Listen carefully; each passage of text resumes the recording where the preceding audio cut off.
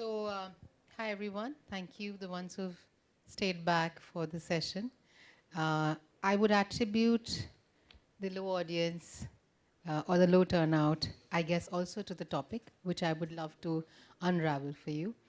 Um, but before that, yeah, I have two eminent people here with amazing body of work. I would obviously give them an opportunity to introduce themselves and talk about it. But I think why this session is the most exciting session, and to the ones who have stayed back, customer experience today is the most significant part of an organization or a brand. And I think you ignore customer experience at your own peril today because the mightiest brands have fallen and the smallest brands have risen because of great customer experience. You get it right, you're king. And you get it wrong, you're not even a pauper. So therefore, with that sort of an introduction, I would say the topic that we are discussing today is social superpower, securing CX in the digital wonderland. All of these words, in short, to me, I'm going to structure this conversation around three things, which are basically social media for brand building, social media for risk mitigating or say future proofing your brand, and social media for building brand loyalty, building trust and brand loyalty. Frankly, this is how it will be decoded. And to help me in this conversation and to steer this conversation with their inputs, I have Akash and Anurag. We were supposed to have a third gentleman as well. He couldn't make it due to his, I think, some flight issues. But which is a little poetic because he comes from Air India. So yeah, I don't know. So a bit of a paradox, but yeah. So cool. So this balmy January morning, let's take this discussion forward. To begin with, I'm going to get Akash in. You know, how social media has changed over time, and considering he's had a long-standing career with Flipkart and Housing.com, he's pretty much seen the landscape very closely as to how it has transitioned from just being a channel, to being that sort of a channel which is considered a superpower today. A brand with great social media is considered super powerful. Why don't you guide us and talk more about this? Sure. Uh, so if we demystify what social media stand out in terms of today's world, I think earlier we had a lot of channels where brands were doing broadcasting of messages. That changed with social media, right? However, not a lot of brands realized this, and the brands which realized this earlier on had an advantage. So if you look at from the companies that you come in, right? If you look at your social media budgets, right, and you divide it into two parts, what percentage of budget do you allocate to sending out messages versus what percentage of budget do you allocate to listening to the responses to those messages? So there are customers who are coming up with their disgruntled messages and complaints on social media. There are also customers who are coming up with respect to their good experiences on social media. There are customers who are coming up with product feedbacks. So do you have a team which is listening to these messages, passing on these to the right stakeholders? I think that's something that we saw when we were working with Flipkart. We created a team particularly for this, which was listening. We enabled that team with the right tools, and they were accounting for 10% of the total social media budget. And we outrightly mentioned that this would be the 10% of the budget that will go to this team, because over time people are not able to separate this out, and it might happen that all the 100% of budget is going to broadcasting of messages, which does the job. When I moved to housing, we implemented similar kind of a construct with housing as well. Now, what has changed in the last 2-3 years? If you look at social media, when Twitter came into existence, most of us would go to Twitter just to write complaints, right? I think this has now changed. People are a lot more realistic with respect to what do they expect from the brand, especially people who are tech savvy, right? They themselves are part of a journey of a brand where they have seen the challenges of delivering the end-to-end experience, right? They themselves are realizing the pain points that your users are facing, and they're also suggesting solutions. I think that's a gold mine for us. I recently saw an interview of Anand Mahindra where he was trying to explain that why he's so active on digital media. And I think he gave a very apt reply where he said that there are millions of people who are coming with feedback to me. Why the hell would I miss on that opportunity? He doesn't have a social media team. He writes his messages by himself. People ask him, why do you waste your time? And his reply was, this is not me wasting my time. This is how I want to build my company and my brand. So I think that's what's changing. Social media has good amount of power, and that's why that term superpower is rightly coined for this kind of a media. How do we plan to use it is in our hands. I think very well put. And with great power comes great responsibility. And therefore, I think it is to the task of brands and organizations to really take this on, considering that you have an array of artillery available. Um, on the topic, there is a particular word, I think, digital wonderland, which I think it would be great to demystify. And who better to do that but Akash? I think to me, it's actually Wonderland. I'd be quite Alice in Wonderland in any kind of gaming. I'm not into gaming.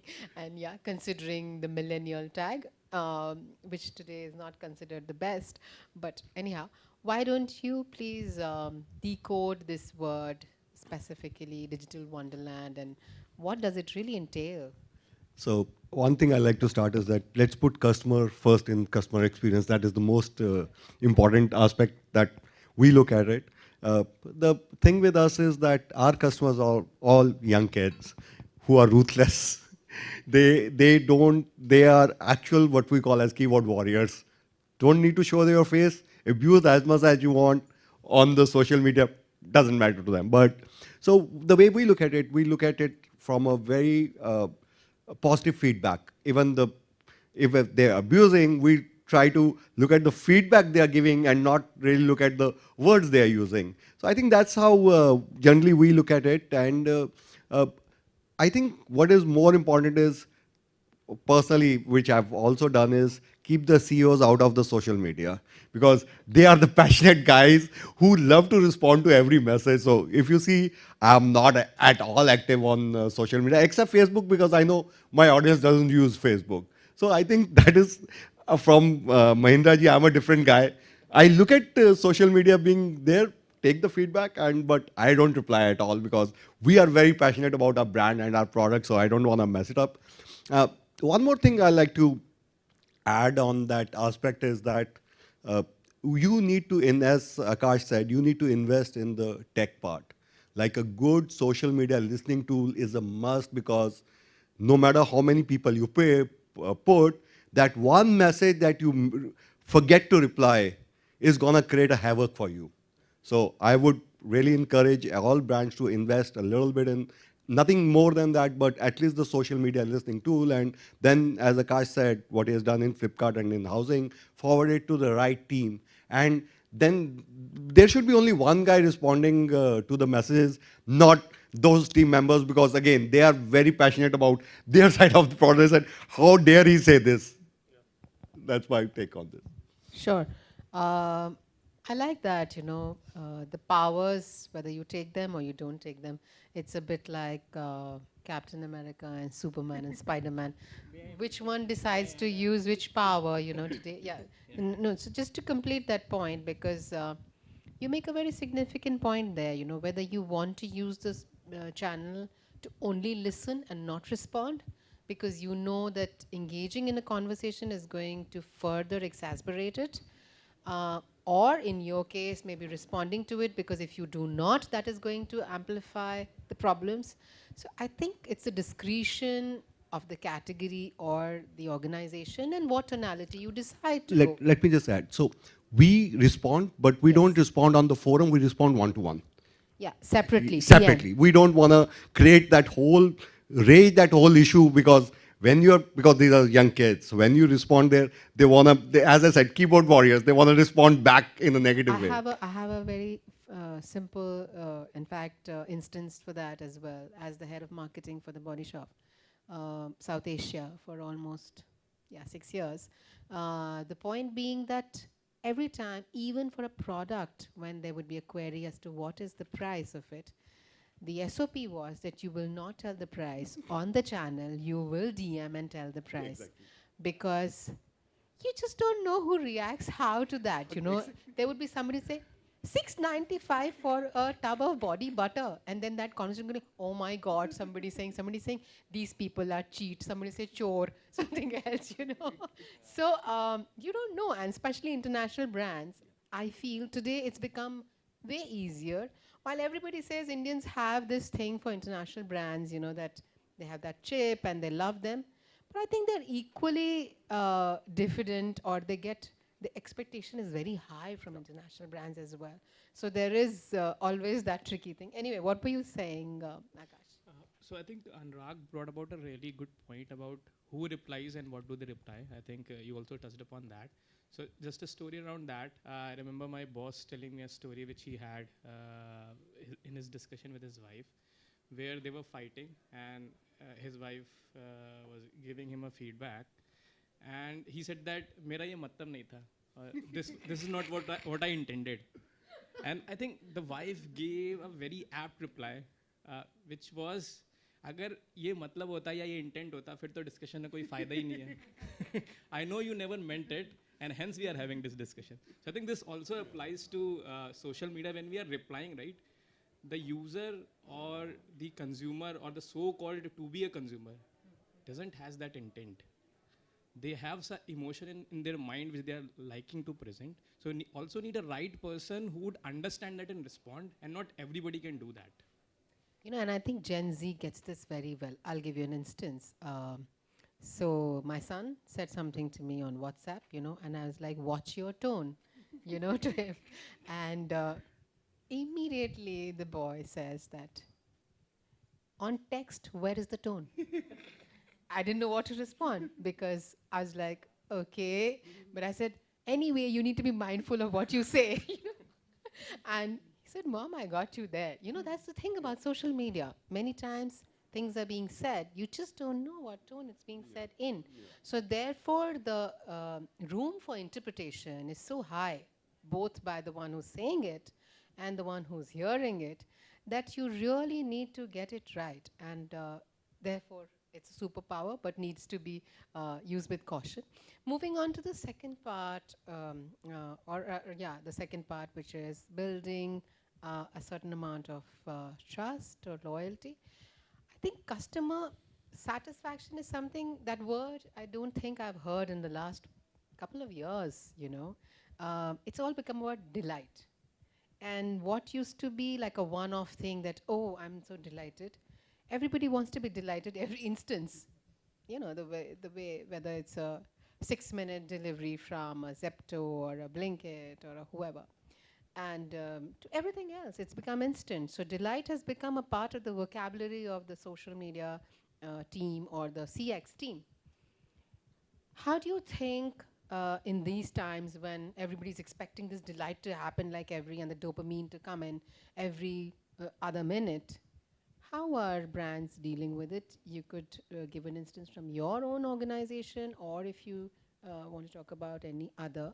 Is there some method to the madness that we are figuring out? Because earlier it used to be a very ad hoc kind of a thing. That, okay, you try, if the customer's delighted, great. So is there some system to this now? Both of you, either of you? So depending on your business domain, I think the definition of delight will definitely change. For example, if you are a transacting platform, let's say Flipkart or maybe a Zepto, right? The playbook first starts with giving you something which is very unique to you, which first start with the kind of experience that you are given on the platform, then which translates to the kind of experience that could be provided you on these social media platforms, right? Over time, you can't just keep repeating this, right? So which later translates it to something of which is more of a functional value. So you might be getting some early loyalty points or maybe an entry to a deal. So all of these platforms are coming up with their loyalty programs, right? Which obviously do wonders to start with, but over time they don't scale. It becomes, I for one have been involved with the launch of Flipkart Plus, and I can speak with close quarters that we scaled that program to a huge numbers, and then we're struggling to scale it. And that's when we decided that we need to pivot and do something more. So the definition of delight will definitely change. So I think let's break it down into two parts. One is what could you do on the platform versus what could you do off the platform, right?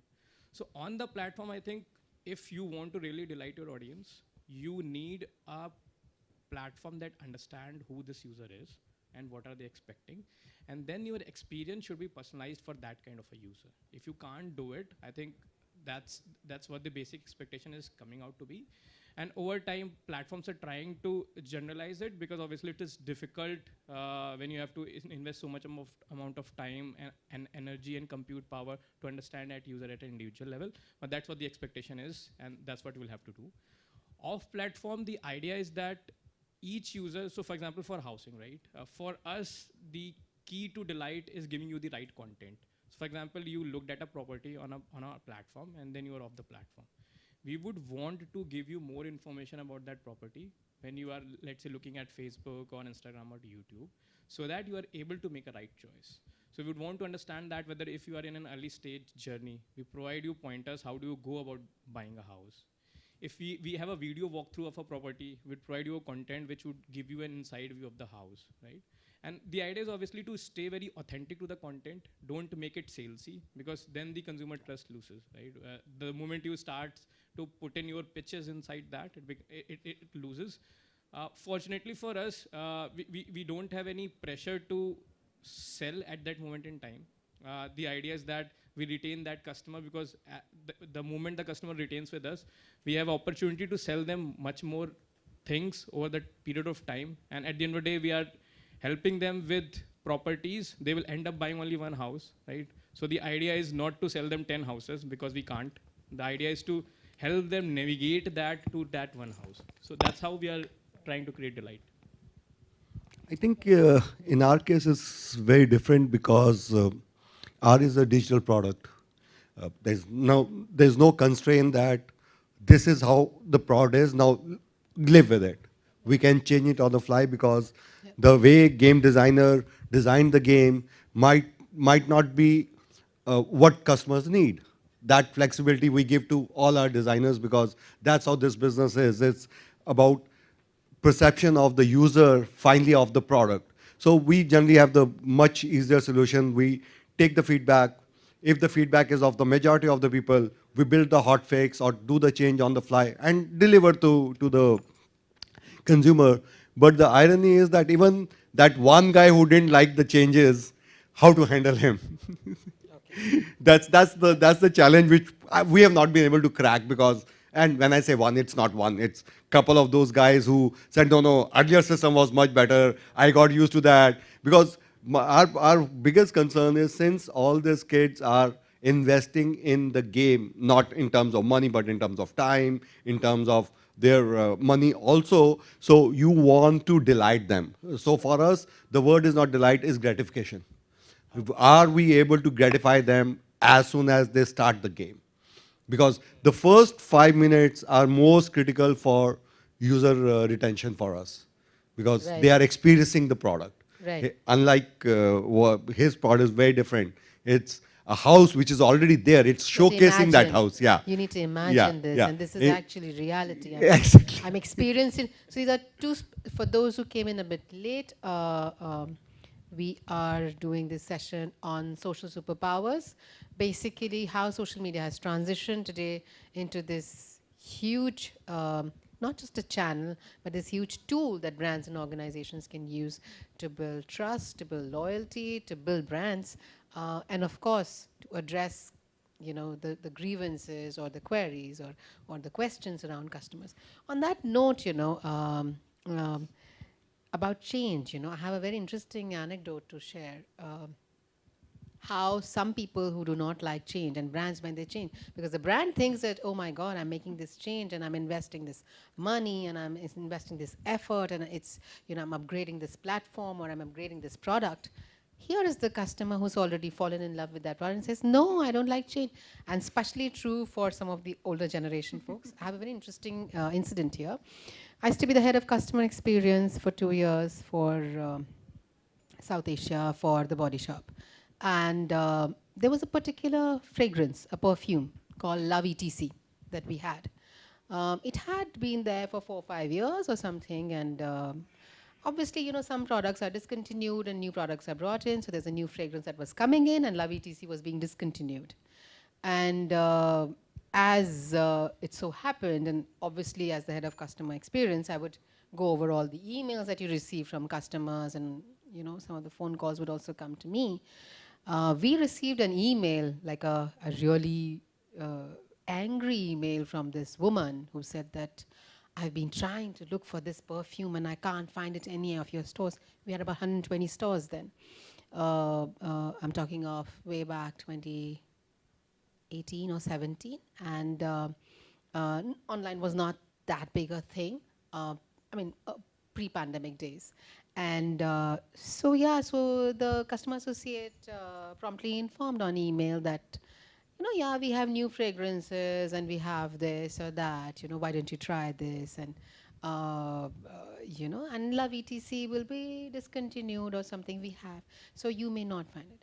We get this email right after, I wish I had taken a picture of it. I did not realize what a moment it was going to be, because she writes, I cannot live without this perfume.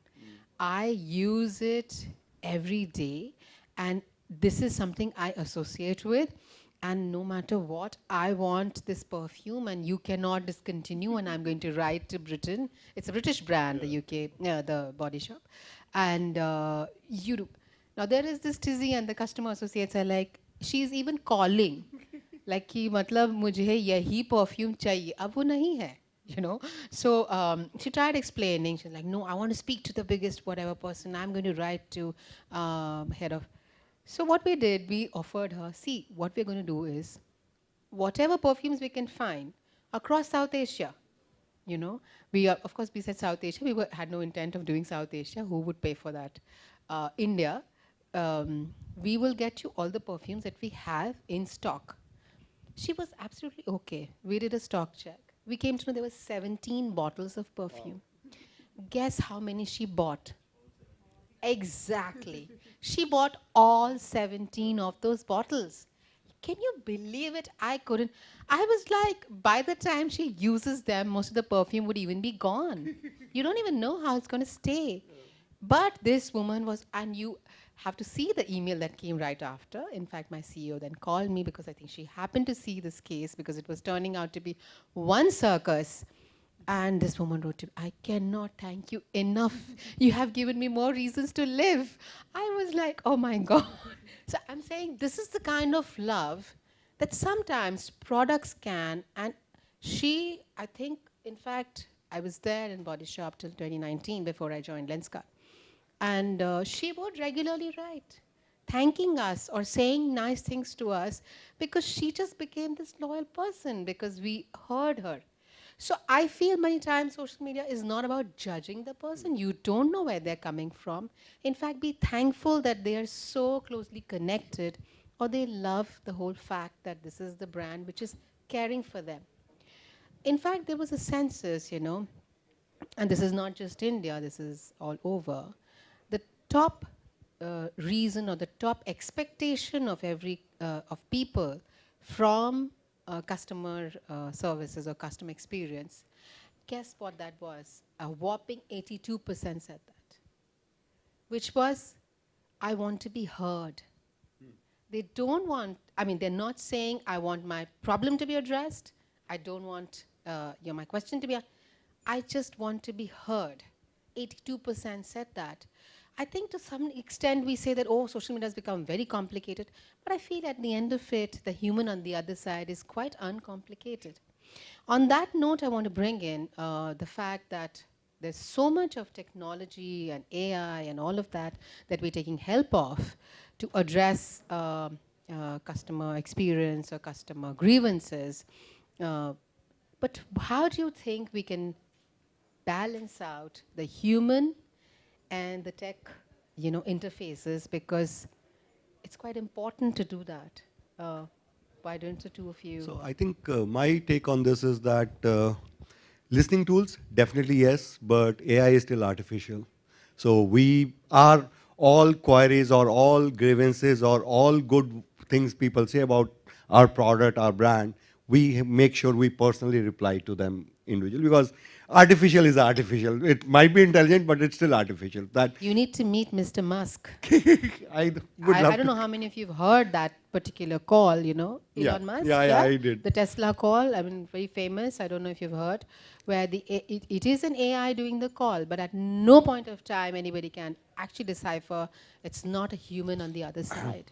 Since you mentioned his name, there's an incident which happened 2 days back. He's a great gamer, by the way. So was playing a game called Path of Exile, which What is his name, if I may ask? Elon Musk, Okay. yeah, about him Sorry, only. I didn't get that. So he was playing a game. He claimed to be level 97 in hardcore mode. Hardcore mode is if you die once, you come back, your character dies. Yeah. So somebody called him up and said, it's not you who's playing, because to reach this level with this thing, Dexterity. not strategy, to reach this level, you need, I think, close to 100 plus hours of gameplay. And game got launched 2 weeks earlier. He said, I don't know whether you're running your company or you're just playing the game. So it has been discovered that it's not him who's playing the game. From his account, somebody else is playing the game, what we in gaming term called smurfing. And the whole, since we are all talking about social media, he has disclosed his private chats with this influencer, which is against the policy of X, and he owns X. He runs X completely like XYZ. Exactly. You know? So that's why I said initially that make sure your CEO doesn't have access to, is not on social media. But go ahead. Yeah. Good one. So I think I again picking up a quote from Elon Musk only when he was building PayPal. AI has been during that days as well. So there were fraud checks that the platform had, and still their best bet of catching a fraud was a combination of tech plus human, right? So I think this combination is going to stay. Yeah. For most of us who have been dabbling with AI, what we realize that it's a good intern, right? It gives you a lot of ideas. It throws a lot of opportunities and alternatives. But it's still not there. It doesn't feel like you ask AI to create content, right? It's just create a combination of rubbish content. Just give an example. I just finished watching From, right? And me and my wife, we have been watching it together. She uses AI just like she like if you watch movie Her, right?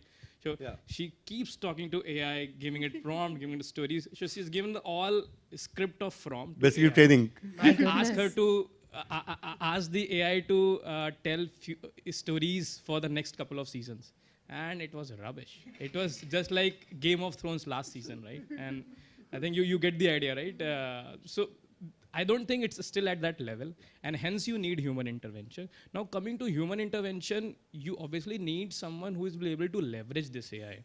Yes. So you need AI to categorize things, and then you get the right person to decide what needs to be done. And for more often than not, most of the companies have a playbook which basically decides this would be the boundary of AI, beyond which this would be a human intervention. So I think that playbook is going to stay until we see new launches from OpenAI, AGI. which he's very Bullish boasty on. about.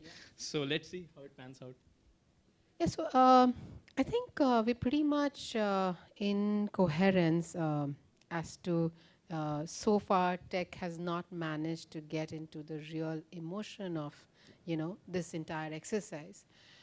I wanted to bring get your views in for how social media has really become about brand building. And I want to give a little bit of context. Having been a long-standing marketeer myself, I've done social media for almost ever since, you know, worked with almost every other beauty, because I was in the beauty and personal care category. Every beauty influencer at that point of time, from the time when they were just kids starting out, you know, when we were telling them that change your nail paint color or your nails look chipped, you know, on the video, to now when some of them are doing amazing work. Social media has become, instead of just a channel through which we were actually just wanting some sales or some sort of advocacy or endorsement to come out, today it's become about a serious brand building communication tool. I don't just want to call it a channel. if there are any instances from your own organization or from, something that you think is significant or remarkable that's happening around the world or in India, why don't you pull in there? I want to put a little note here. I am seeing a whole lot of founders and a whole lot of celebrities using social media very, very tactically, very cleverly. Some names one could throw around. I don't want to name too many, but yeah, this whole personal brand that they've built is entirely almost on social media. I'll give you an example of this founder called Shashank Mehta, and The Whole Truth, TWT, the brand. I don't know how many of you are aware of this brand. And I have seen how Shashank has clearly built social initially as a channel of communication, launching his products, etc., to the point that now he's taking feedback from people. He addresses those questions or those apprehensions on social media, to now actually launching this thing called the plank. I don't know how many of you are aware. He just launched it probably yesterday or day before, which he's going to use like a channel for, the larger issues happening in the country, about, certain practices or malpractices or whatever.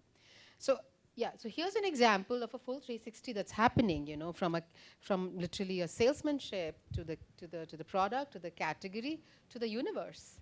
And any thoughts on this, and some remarkable stories to tell?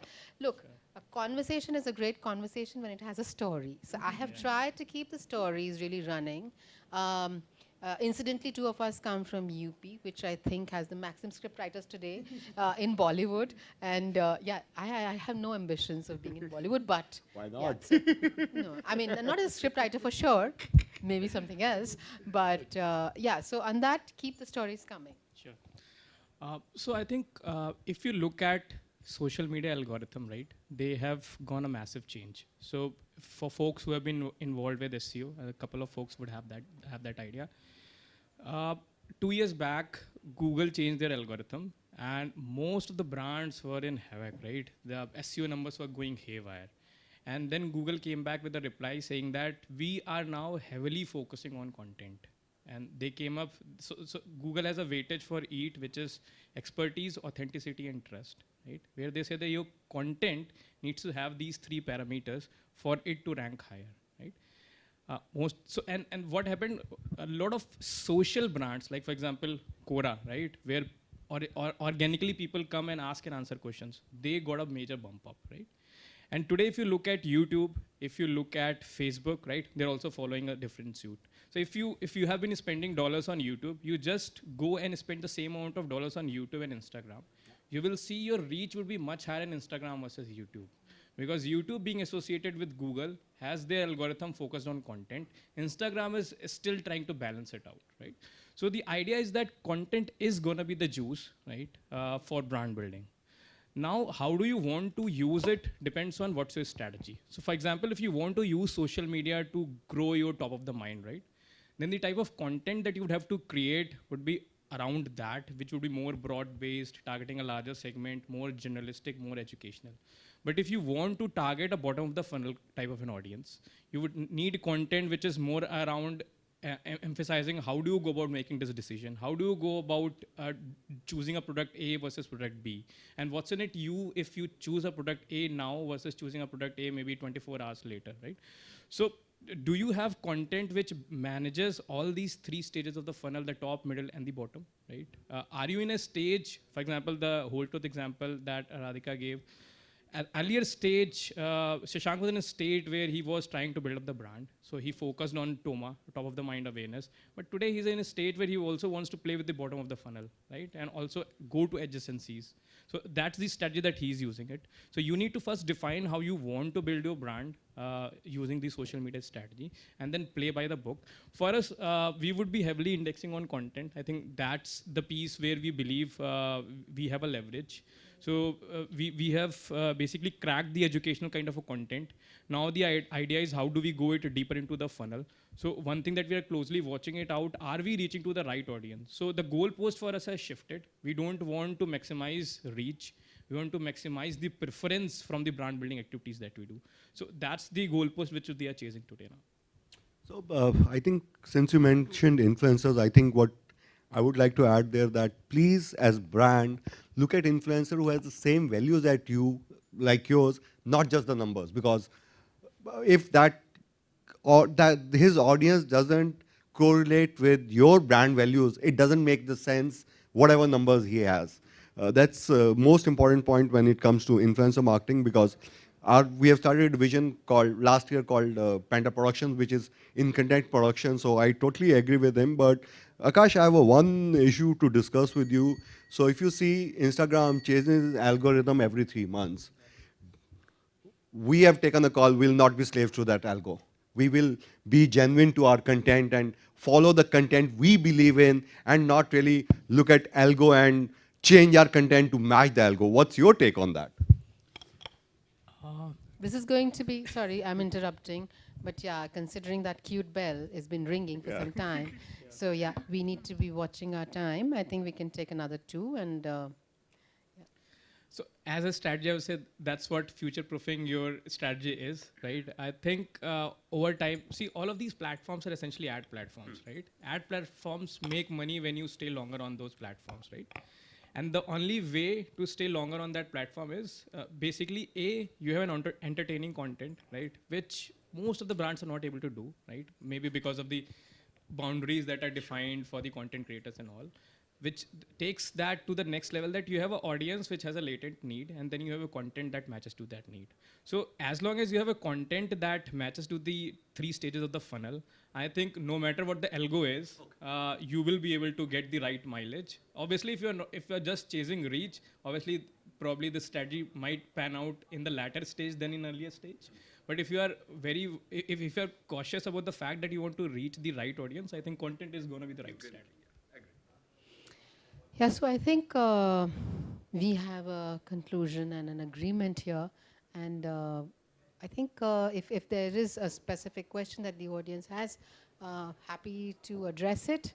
But yeah, I think we're running a little bit out of time. So was there anything that we may not have?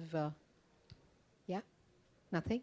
So on that note and on a very Bollywoody line, I'm going to say, picture abhi baki hai mere dost, you know. Yeah. So on my wish list from you, I want to meet your wife for sure. And on you, yeah, I want to see some of these chats that you have with these influencers. Yes, please. I'm so curious to hear that. If you have a wish list, why don't you let us know? While on stage or off stage, it has been a lovely conversation, and you've been a lovely audience. I like the fact that we started with lesser people and we managed to get more people. So yeah, the salesman in me is very excited still. Thank you so much. Thank you, everyone. Thank you. Thank you, folks.